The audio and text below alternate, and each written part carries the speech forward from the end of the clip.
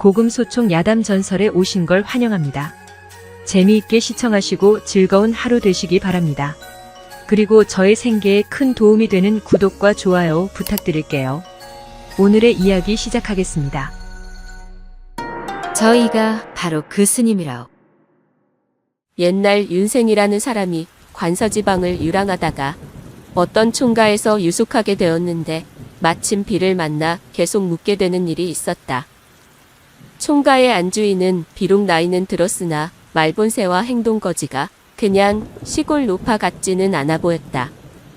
그러던 어느 하루는 그 안주인이 웃으면서 말하였다. 이보시오. 심심하지 않으시오? 내가 재미있는 옛날 이야기를 해드리겠으니 한번 들어보시겠소. 어떻소? 그것 참 좋소이다.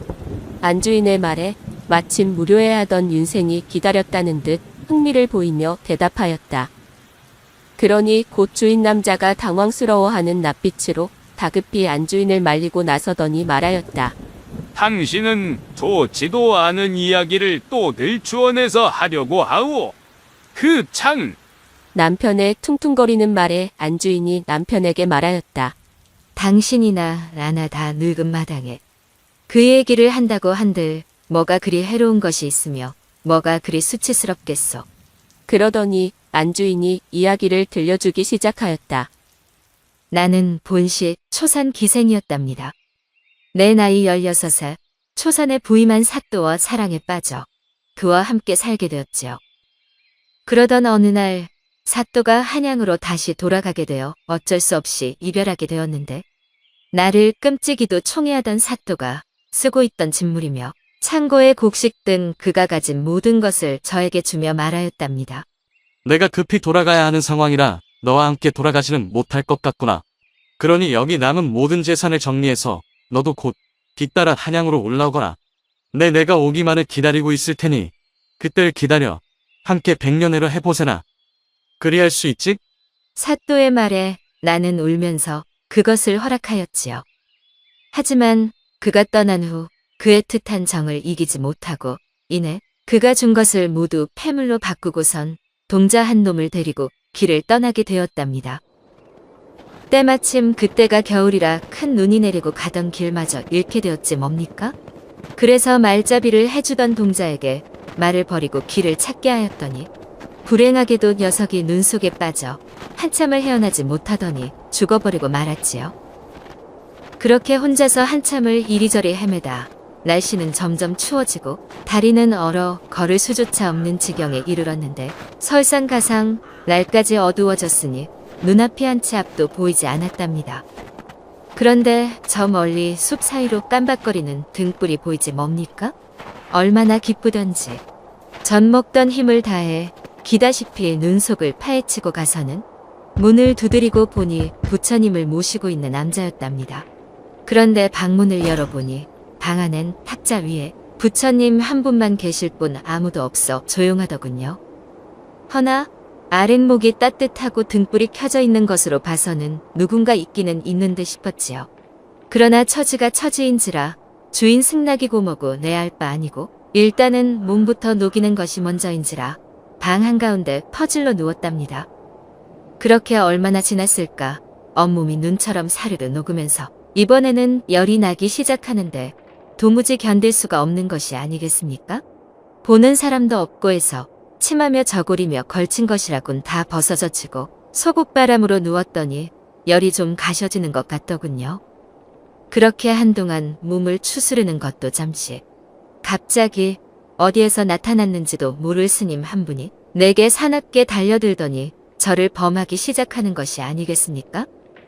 지칠 대로 지친 몸으로 며칠은 굶은 듯 사나운 짐승 같은 스님의 힘을 도저히 당해낼 도리가 없더군요. 하물며 깊은 산중인데 누가 와서 도와줄 리도 만무하고 그렇게 저는 하염없이 당하고 말았답니다. 그 말을 듣고 있자니 윤생은 안주인의 말이 뭔가 이상한 구석이 있는 듯하여 미심쩍은 표정으로 물었다. 방 안엔 탁자 위 부처 말고는 아무것도 없었다 하지 않았소. 그런데 어디서 스님이 갑자기 나타나 부인을 범한단 말이오. 귀신이라도 본 것이오? 혹시 귀접을 하신 것을 착각한 것이 아니오? 그렇지요. 제가 들어갔을 땐 탁자 위 부처님 밖에 없었지요. 스님이라곤 콕배기도 보이지 않았으니 아무도 없었던 게 맞지요. 그대 말대로 기접이라면 기접일 수도 있겠구려.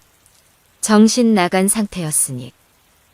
안주인의 의미심장한 말에 궁금함이 극에 달한 윤생이 안달난 목소리로 다음 이야기를 재촉하였다. 다음 내용이 궁금하구려.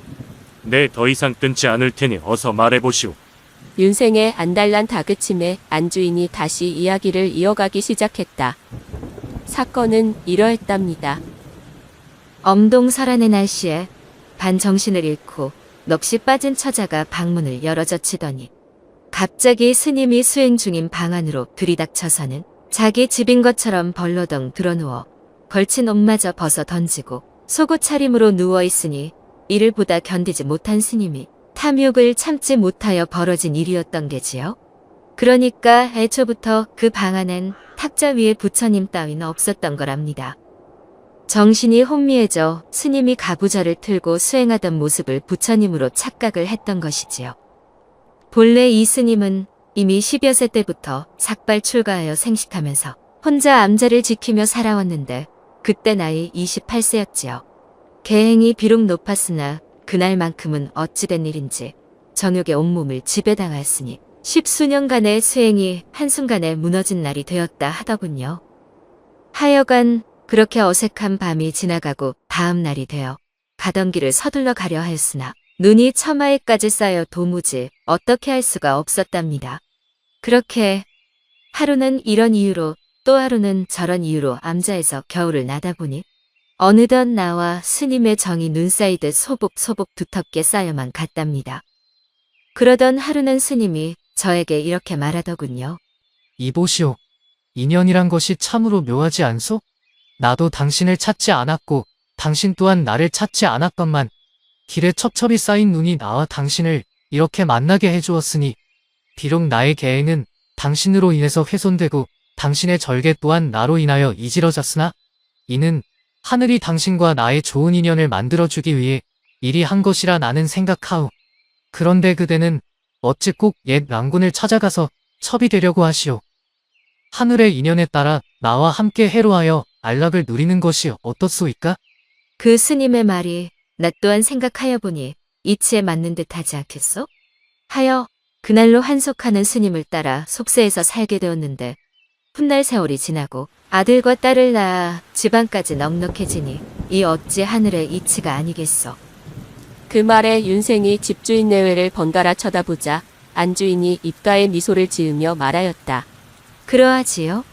눈치채셨겠지만 저 옆에 뾰루통한 얼굴을 한 노인네가 바로 그날의 환속한 스님이라. 그렇게 안주인은 이야기를 마무리하더니 입을 대빨이나 내밀고 삐쳐있는 남편을 달래며 조용히 방 안으로 들어갔다. 윤생은 방 안으로 들어가는 노부부를 물끄러미 바라보며 묘한 미소만 지을 뿐 더 이상 그 어떤 말도 하지 않았다. 그렇게 밤이 지나고 비가 그치니 윤생은 멈추었던 유람을 하기 위해 다시 길을 나섰다 한다. 재미있게 보셨나요? 요즘 이랬다간 쇠고랑 찬이 절대 이래선 안 됩니다. 과거는 과거일 뿐입니다. 여하튼 인연에 대한 좋은 글귀로 오늘 영상 마무리해 볼까 합니다. 좋은 인연이란 시작이 좋은 인연이 아닌 끝이 좋은 인연입니다. 시작은 나와 상관없이 시작되었어도 인연을 어떻게 마무리하는가는 나 자신에게 달렸기 때문입니다. 오늘은 여기까지입니다. 지금까지 시청해주신 여러분 대단히 감사합니다. 그럼 다음 시간에 만나요. 안녕.